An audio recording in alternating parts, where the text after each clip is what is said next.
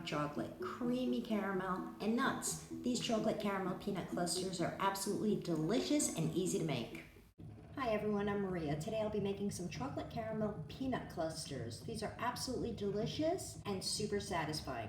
Really easy to make. You'll need 1 cup of peanuts, 1 8-ounce bar of dark chocolate, and I've linked the recipe to my caramel below. I'm using a milk caramel for this. I find it really works well for this recipe. The recipe yields approximately 2 cups of caramel, and we'll be using most of that in today's recipe. This is really yummy. Peanuts are actually high in protein and chock full of antioxidants, so there's that benefit as well, as is dark chocolate. The caramel just tastes good. So, ties it all together nicely. I'm warming up my caramel. I've chopped my chocolate and I've added 2 tablespoons of vegetable oil. And I'm just going to warm that up. So I've warmed up my chocolate. You just need to warm up that oil, the chocolate and the oil just a little bit. You don't want that flame too hot. And I'm going to set that aside to cool because I really don't want to dip my cooled caramel nut mixture into hot chocolate. So we want to let that cool while we put together our peanut clusters. In this bowl, I've added my caramel and my nuts. I've let the caramel cool a little bit because I want a nice ratio of caramel to nuts. I don't want just a lightly coated nut with caramel on it. I really want that caramel incorporated in there, so I've let it cool slightly, and I'm now going to mix that in thoroughly. So we're just gonna mix these nuts in. Starting to smell really good in here. So there we have it. We have a nice ratio of nuts to caramel. Our nuts are all covered, and you can see it's not just a lightly covered nut. I mean, there's a lot of caramel in there, and that's what I'm looking for. I'm looking for a candy that I can bite into. It's going to ooze out caramel and have the nuts in there. So this is going to be amazing.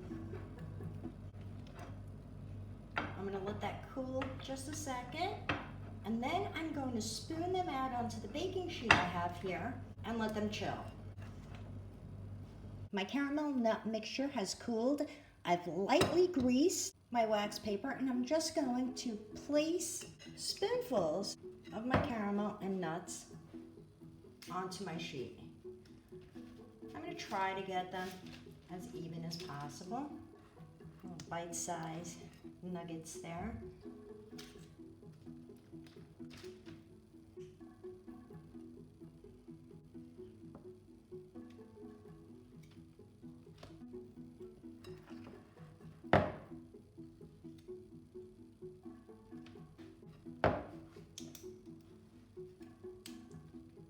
Just like spooning out cookie dough onto a baking sheet, that's what I have under this wax paper, because after I'm done, I'm going to put these in the fridge for a little while to chill. They'll be way easier to handle and dip into the chocolate. Okay, we're ready. I'm going to pop these into the fridge to chill for about 15 to 20 minutes. So we're set. My caramel nut mixture has cooled. I've prepared another sheet of lightly greased wax paper to place them on and let them cool after I dip them in the chocolate. I've transferred my cooled chocolate into this bowl. It's slightly cooled, it's still warm. Now you can just grab these, dip them into your chocolate, and pull them out. Let the excess drip off. You can also spoon a little chocolate over them. Let it drizzle down to make sure you have full coverage, and just let the excess drip off. Then place on your wax paper.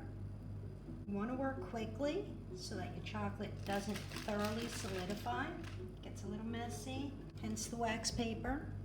So dip, spoon, adding that little touch of oil to the chocolate. You don't want to go too far with it. Makes it easier to get coverage, and your chocolate doesn't tend to solidify as quickly, so that you have more time to work with it. Let that excess drip off.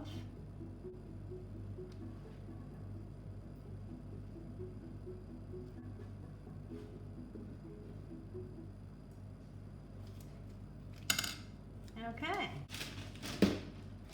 You can see the chocolate's already starting to set on some of them.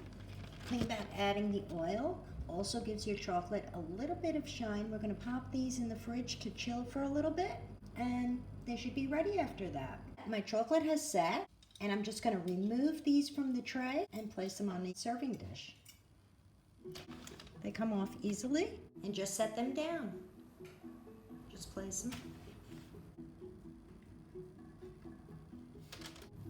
Feel free to stack them if you like. They stack nicely. And we're done. It doesn't get better than that. Absolutely delicious and easy to make. I hope you enjoyed this recipe. I hope you give it a try. And thanks for watching. Please take a moment to like, comment, and subscribe. And hit that notification bell for more recipes like this.